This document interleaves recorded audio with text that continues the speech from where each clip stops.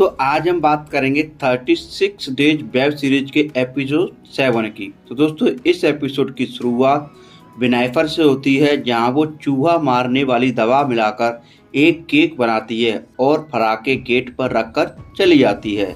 उसके बाद कहानी 4 दिन पहले की दिखाई जाती है, जहां फराह केक लेकर जाती है। उसके बाद दिखाया जाता है कि ललिता खाना बनाती है, फिर विनोद अपनी फैमिली के साथ खाना खाता है। उधर टॉनी के एक्सीडेंट में पैर टूट जाता है, जिसे सिया घर लेकर आ जाती है और वहीं टॉनी सिया पर चिल्लाता भी है। उसके बाद दिखाया जाता है कि रियाड की बीवी अपनी बेटी के साथ रियाड से मिलने आती है, जहां रियाड बताता है कि मम्मी मॉर्निंग से घर पर नहीं है और वो बहुत टेंशन में आ जाता है। वहीं ललिता अपने भाई बोबो को अपने घर लेकर आती है, जहां वो उसे एक कमरे में छुपा देती है, जिसे विनोद देख लेता है।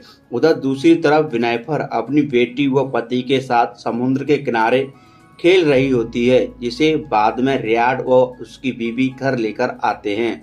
वहीं कैसीनो का मालिक टॉनी को कॉल करके उसका हालचाल पूछता है। वहीं विनोद अपने बॉस से बोलता है कि मैं बोबो को पकड़वाने में तुम्हारी हेल्प कर सकता हूं। उसके बाद दिखाया जाता है कि तारा टॉनी के लिए कॉफी लेकर जाती है, लेकिन टॉनी उस पर गुस्सा करता है।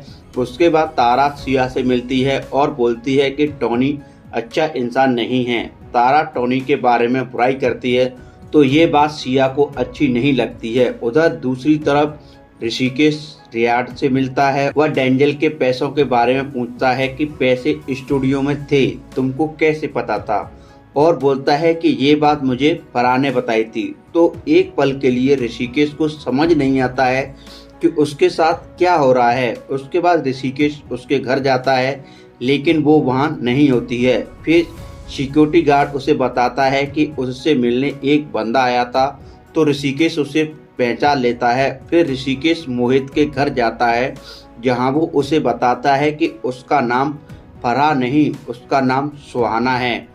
वह समीरा की सगी बहन है और बताता है कि उसको तुम्हारे व समीरा के रिलेशनशिप के बारे में पता है। उसके बाद मोहित फराह को बता देता है कि मैंने सारी बात ऋषिकेश को बता दी है।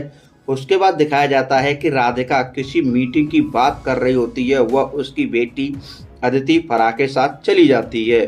वहीं ऋषिकेश फराह को कॉल करता है, लेकिन वो कॉल नहीं उठाती है। उसके बाद दिखाया जाता है कि रियाड अपनी बीवी से बात करता है। उधर सिया टॉनी से मिलती है, जहां सिया को ये पता चल जाता है कि टॉनी ललिता के साथ रिलेशनशिप में था। तो सिया टॉनी के पास से चली जाती है और सिया घर छोड़कर चली जाती है और तारा वहीं रुक जाती है। उधर राधिका व ऋषिकेश मिलते हैं, जहां ऋषिकेश अदिति के बारे में पूछता है कि वो कहाँ हैं। उसके बाद दिखाया जाता है कि ललिता के घर पुलिस आती है, वो उसके घर की तलाशी लेती है। वहीं ललिता के बैग में ड्रग्स का पैकेट मिलता है। फिर पुलिस बोबो को पकड़ने स्टोर रूम में जाती है, लेकिन वो वहां से भाग चुका होता है।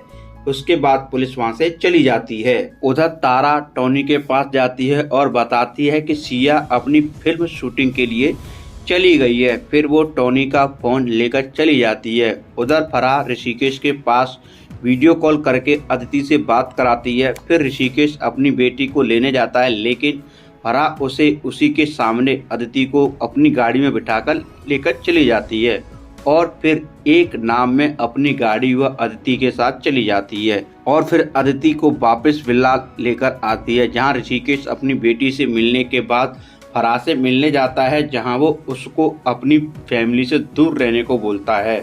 उसके बाद दिखाया जाता है कि ऋषिकेश के घर बोबो छिपा रहता है, जहां उसे ऋषिकेश पकड़ लेता है। तो बोबो उससे 1 लाख मांगता है, लेकिन ऋषिकेश उसे 4 लाख देने को बोलता है, लेकिन बदले में फराह को मारने के लिए बोलता है। उधर रियाड को पता चल जाता है कि उसके पिता डेंजल को कौन ब्लैकमेल कर रहा था। तो दोस्तों इतना ही होता है इस एपिसोड में। अगर आपको वीडियो पसंद आई तो प्लीज वीडियो को जैसा लाइक करेगा, शेयर करेगा और कमेंट करके बताया कि आपको ये वीडियो कैसी लगी।